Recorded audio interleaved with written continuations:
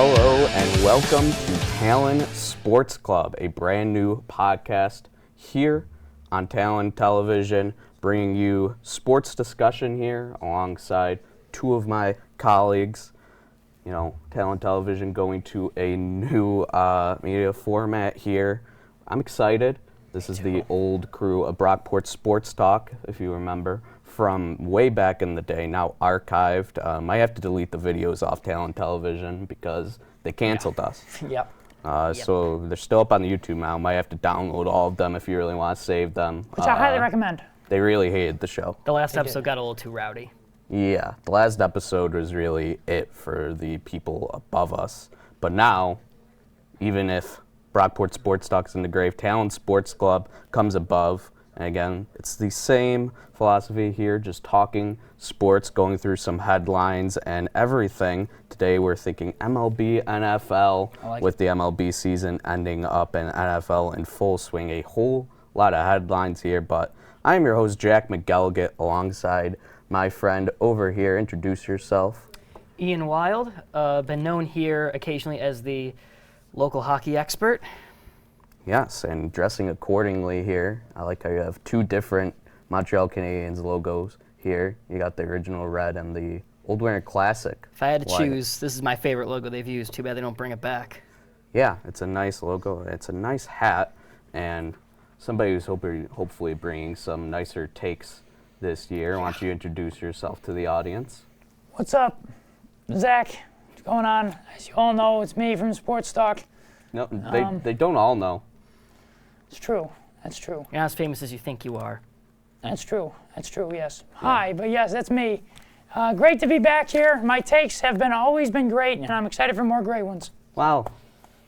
Agree to disagree. Go look at them. They're all good. Go look at them. Well, you might not be able to look at them soon. So again, you got to download all the Brockport Sports Talk videos you can because they do want to wipe it from the internet despite our protests. And for Talon Sports Club, I want to start off our podcast here with four interesting headlines. I'm going to give you guys, and you two will have to come to a consensus, pick one for us to go ahead and dissect further into, get into the full topic.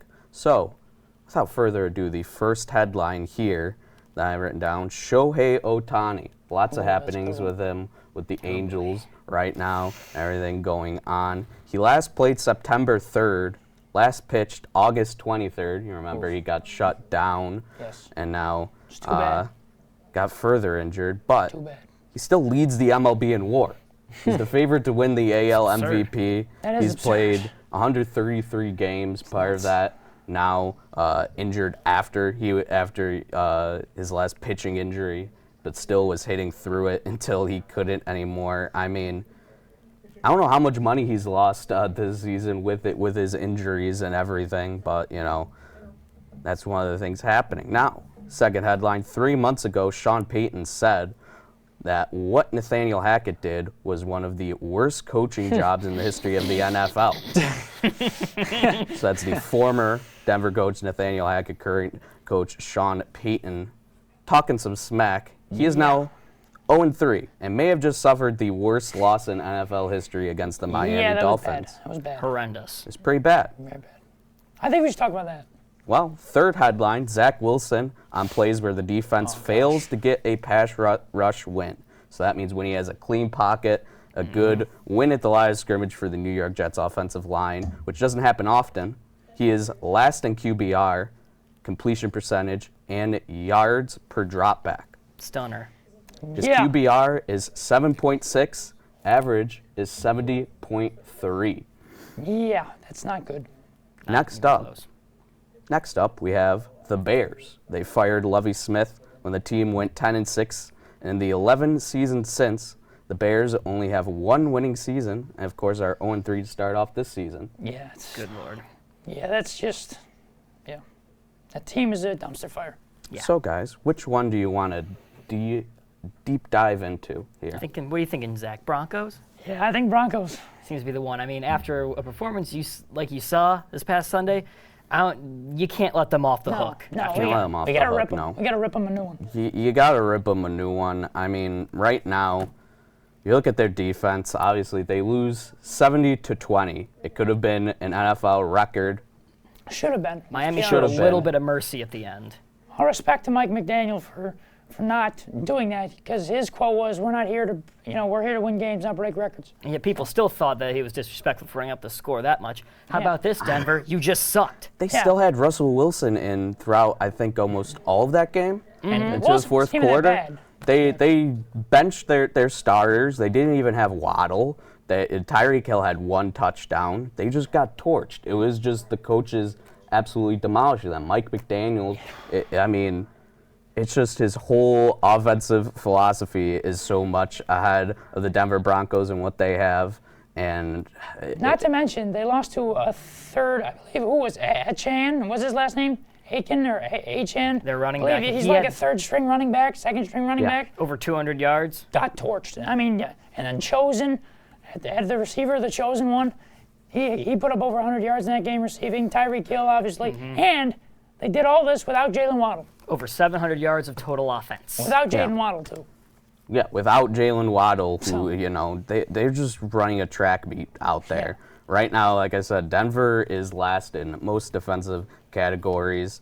EPA, which is expected points average. They are letting up the most in the NFL, and Miami, not surprisingly, follows pretty similarly in being the best offense in the NFL. Yeah, Tua is the most efficient quarterback. He doesn't throw incompletion so far through 3 weeks.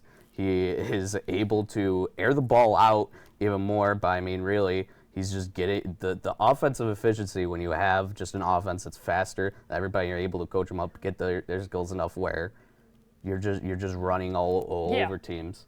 I watched the condensed game for Denver versus Miami, and Wasn't close. it wasn't close, obviously, but it's just amazing. It's just like a mixtape, like one of those old YouTube videos that Yeah. like you just make a whole highlight mixtape over that one. It's just crazy, and just their EPA play points that they're getting. It's so much higher than everybody else, and they're also doing it again with Tua, somebody whose arm strength and has been questioned throughout his career. He's averaging the most air yards. He looks good. Any quarterback. He looks Better than good. He looks fantastic. He looks He looks fantastic. very, very And speaking about Tua and the Dolphins, and kind of transitioning, but not really, to what was my third topic about the Jets. With Miami, it's just this is what they were when they were healthy at the beginning of yeah. last season. It's more refined now because Tua's had a more offseason, and you've gotten a bit stronger for the Dolphins just in having another year with the playbook and that. But I don't know why people were like the Jets are way ahead, or Miami's a guaranteed wild card team. I've always had Miami just right So have I. below the Bills, Bengals, Chiefs trio. Me too. I've had them right below that, and they could easily pass them up. The Bengals haven't looked great. The Chiefs haven't looked as good as they were, seasons previous. But I think right now Miami's the best team in the AFC. well, That's I all I'm mean, gonna say. yeah, Absolutely. through a 3-week sample size, yeah, they are. I'm not ready to crown them or anything I through am. 3 weeks. Of course you are. The takes are always great, Zach. Yes. I know. Bills hater Zach over here. I'm not It's a not Bills even a hater. Bills thing. It's a Chiefs. But we're going to give credit to Miami. The one thing that really strikes me with them is everyone's talking about their offensive line. Can Tua stay healthy? And that offensive line's a big part of it. Their offensive line looks a lot better than it did last does. season when it was a little shaky. It's still not the best offensive line in the league by any means, but they certainly look improved. And if they keep up this play, Tua's not going to be taking a lot of hits. That mitigates the risk for another injury. Yeah, I mean, Tua has not been hit much. The offensive line has been good. It's going to be a real challenge. I mean, the Bills and Dolphins is really the highlight of this next week here. Biggest that game we of the year so preview. far. It's Yeah. the biggest. I mean, the Bills have looked like themselves the past 2 weeks. Didn't look like it week one. Lots of teams didn't week one, but the Dolphins have looked elite through 3 weeks. So I'm interested to see, how Josh Allen goes trying to go tit for tat with Tua in the offense, and I'm interested to see if the Dolphins they've been good against the Bills defense. Were last year good against the Bills defense in the regular season. Ended up losing to them in the wild card game with their backup. Which again, I mean, if Tua stays healthy, they're gonna be right there. And I think it's going to be a heavyweight battle. That right now it's hard to pick against the Dolphins, and I got him as the division champs. Yeah, and I'm not excited to ever watch Denver football again. Russell Wilson should not be allowed to cook. He should be banned from any restaurant. I'm going to play devil's advocate here. And yes, Russell Wilson does not look incredible.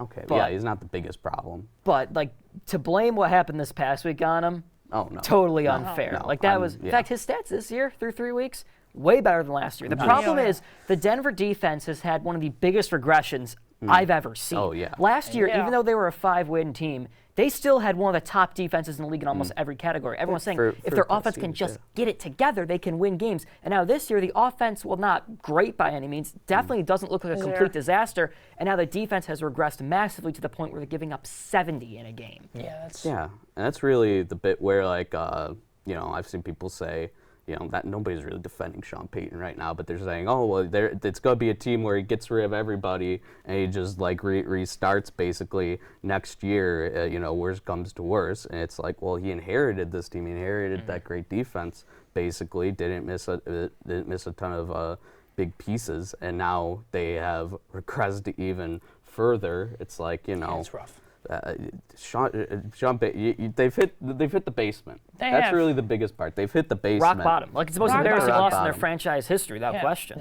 So really, there's only up. And if you get basically, you're at a point right now. You're Sean Payton. You get 5 wins by the end of the season. That might be enough to have some people turn around on you, just because it started out so goddamn awful. Yeah, well, and they got the Bears this week too, another dumpster fire team. So this might, I think, to be honest with you, I'd rather watch paint dry than watch that game. That's just my opinion. Agree. Yeah. We'll see. I mean, really, I would love to watch that game because the Bears are fun dumpster fire, really, I think, at this point. But, that's another topic. And on the topic of 4 topics, as we started out at the start of Talon Sports Club, Zach, you have brought along topics yourself here. Why don't you go through the 4 headlines that you have given us today, and we will go ahead. Me and Ian this time will put our heads together to pick one. All righty, sounds good. So I got Kirk Cousins and what's going on with him in Minnesota. Okay. Well, what's going on? Well, he looks really good on a really bad team. I'll say that. He's on pace for 51 touchdowns, 9 picks, over 6,500 yards, and an 0-17 record. So, gotta love 3-week averages. Oh yeah. And we got the big Travis Kelce, Taylor Swift debacle going on now. Yeah, well, not debacle, but debacle's not the right word. Well, it's not a debacle for them. It's a debacle for everybody else. For everybody else. And then lastly, we got Yankees missing the playoffs for the first time since 2016. Oh, boy. Well, all right. Listen, if we want clicks, we need to talk about Kelce Swift. We do, but at the same time, I know you've had some choice words about the Yankees for a while, and I would like to hear them.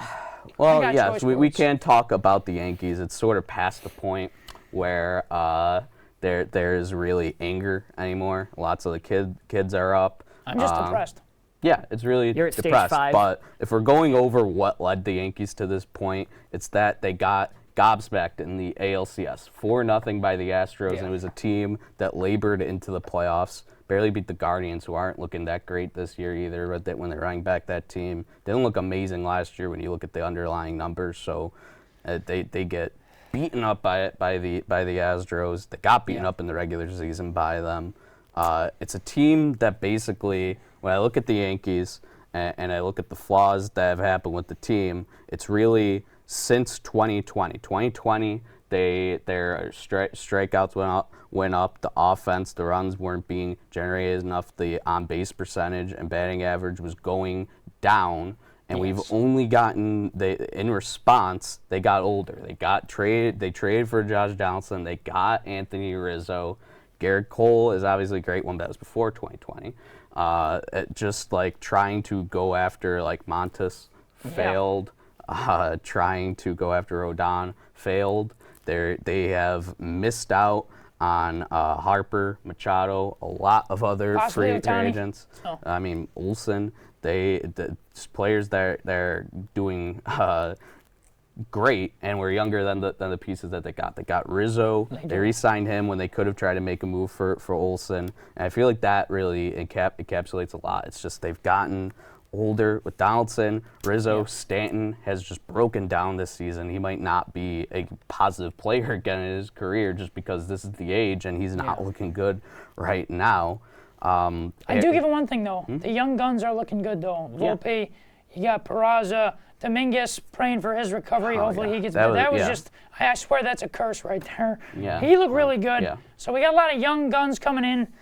The Yankees got a lot of, young guns coming in. And I think the Yankees team, if these players develop more, too, once they get more experience, I think they could be a really good team. Yeah. Hopefully they learn from their mistakes, because when you go all in on older players like that, you have a very short window of potential success. And this year absolutely slammed shut in the Yankees. Well, if they can develop more, they can have a more sustainable championship window in the future. Yeah. Severino needs to be cut. They've protected their top prospects that you just named there from trades and bigger trade deadline acquisitions because they wanted to tread water and also call up the prospects eventually and get them ready, and hopefully they're ready to go next season. This season it's just sort of get them experience. Aaron Judge stunk in 2016, then became Aaron Judge in 2017. He came up in August of 2016. It didn't do great, but he got the at-bats and worked at things next season. So that's just something you do with young people. And now he's captain. So. Yeah, now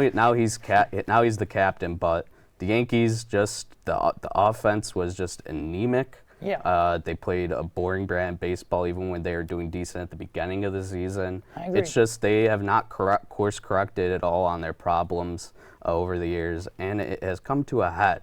But now they have one positive, and that's Garrett Cole. Correct, yeah. Yeah. So. Cy Young candidate. Yeah. Do you have more on that for us, Zach, on Garrett Cole? Well, Cole, man, he's been there really, like you said, he's been that only bright spot on this Yankees team. I'm sure you guys can agree with that as well. He's really been that only bright spot for the team. He's pitched out of his mind. Another 200 strikeout season.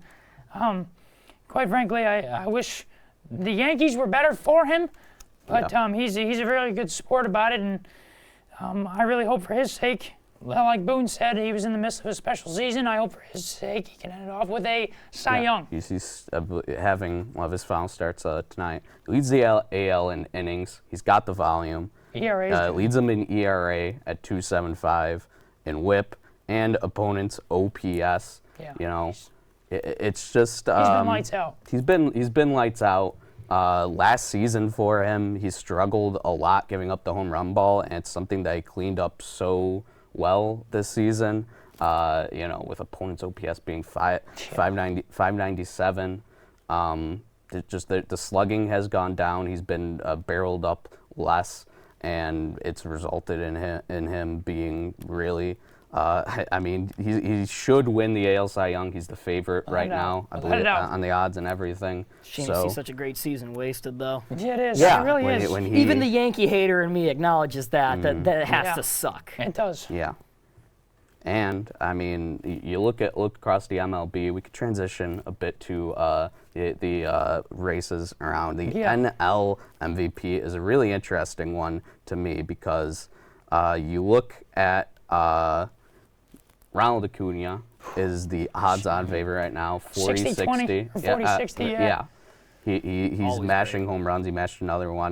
Can run. With the bigger bases, people have tried to diminish his stolen bases, which I think is up to 64 right now. But he's still plus 10 over the next guy. Yeah. And when you look at the leadership, Aaron Judge last season had the best offensive season since Bonds. Not comparing them in that way, but in their lead over their competition. When you look at that, his expected batting average, slugging, average exit velocity, and WOBA, which is weighted on base average. So the amount of times you're going on base, he's leading the league in all of that.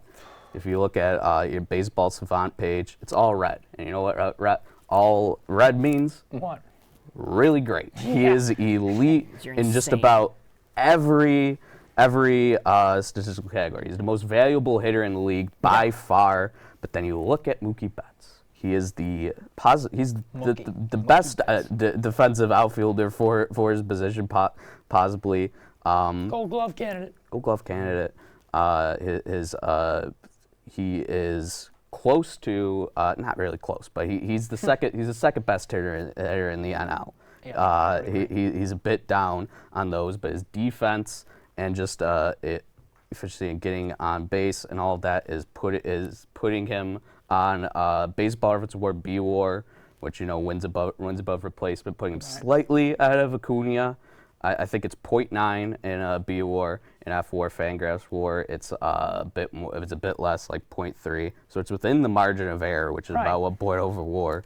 Right. And so when it's like Acuna is clearly is the betting favorite, everybody's on Acuna, but it's a bit like Betts has some underlying stuff that makes him good. But I think it's just when you have the numbers that Acuna does. I mean, you look at the team too. I mean, that team is raw Matt Olson, numbers. Ozzie Albies. I mean, that team is stacked. I think that the team's going to be. The Dodgers are. I mean, he's got Freddie Freeman, which it was supposed to be a three-headed horse race down the line for MVP, but Freeman kind of fell off a little bit. He did.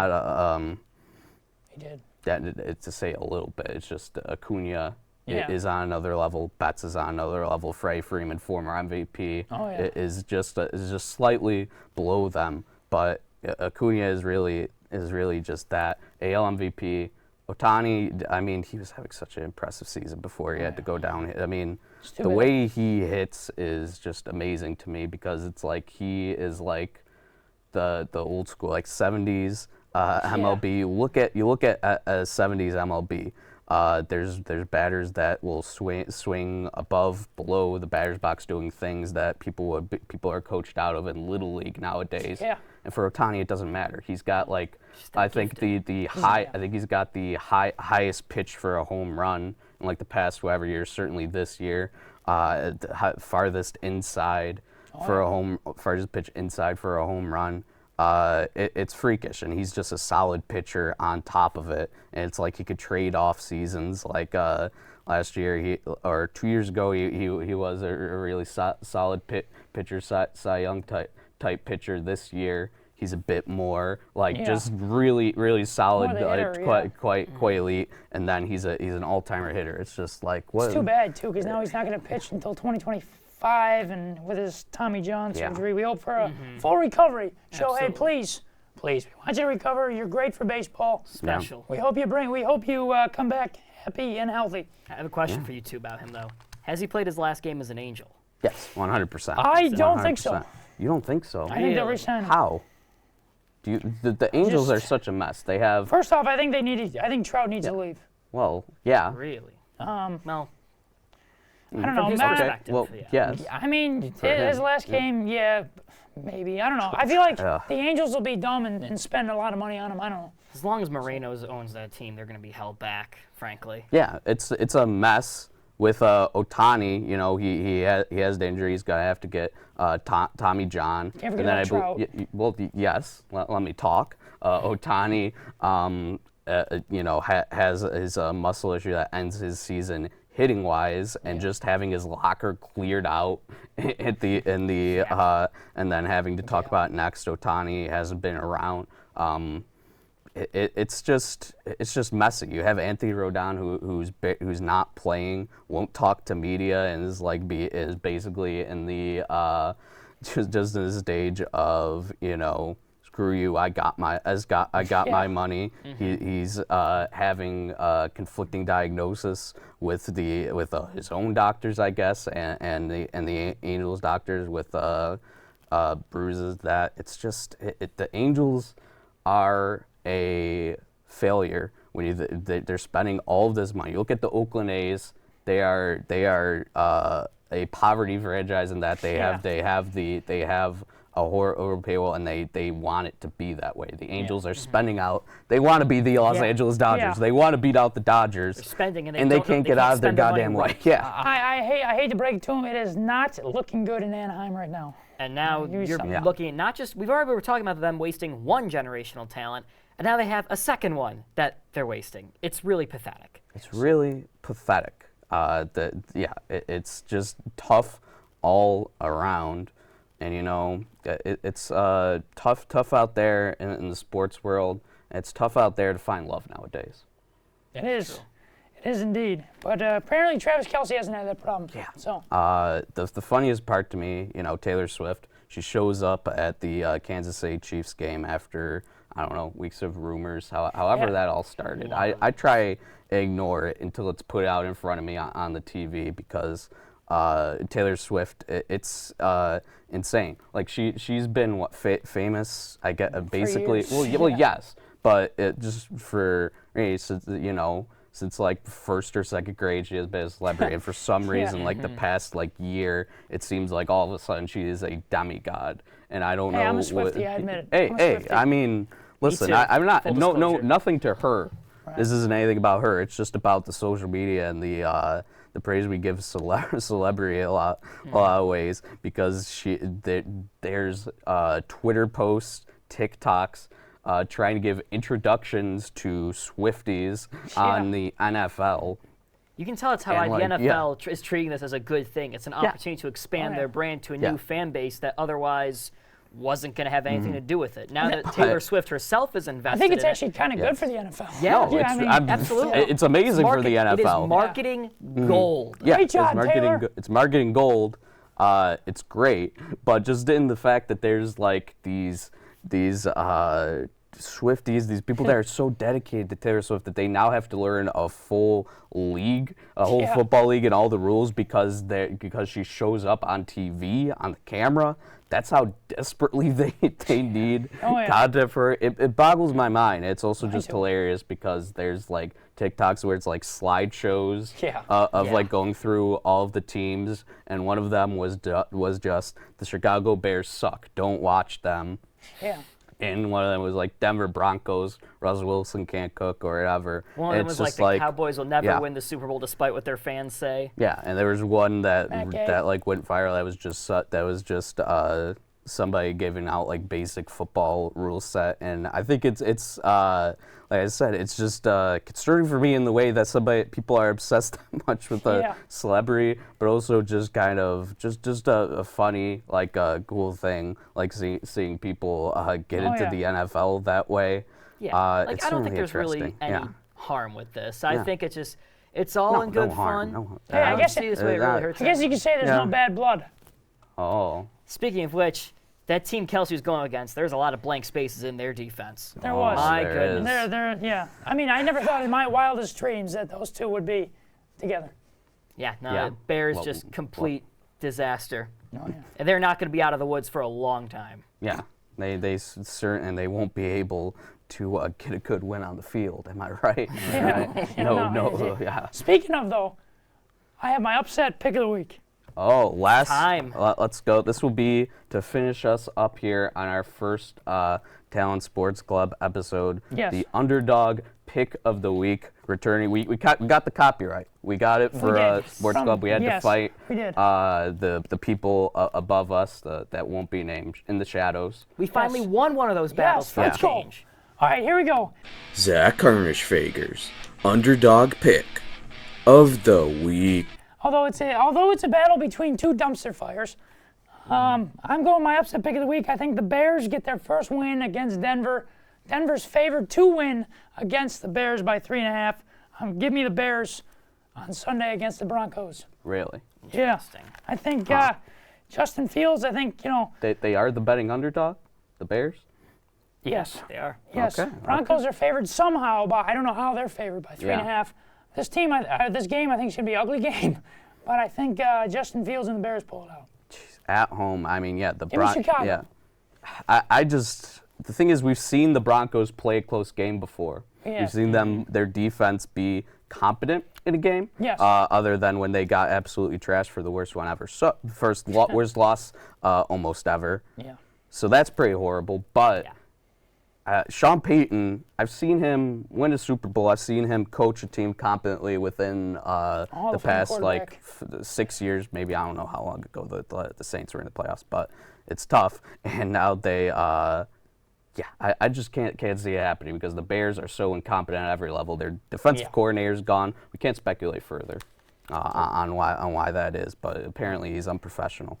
And Peanut Tillman may have, Peanut Titman, maybe. Oh, yeah. Well, hey, it's going to be an interesting next couple of weeks in sports, I'll tell you that. That it is, and Talon Sports Club will be with you throughout weekly. Now, here on Talon Television, thank you for tuning in to the first ever podcast here from Talon Television and the first ever episode of Talon Sports Club. For Ian Wild, Zach Harnsberger, I am Jack McElligott. We will see you next time.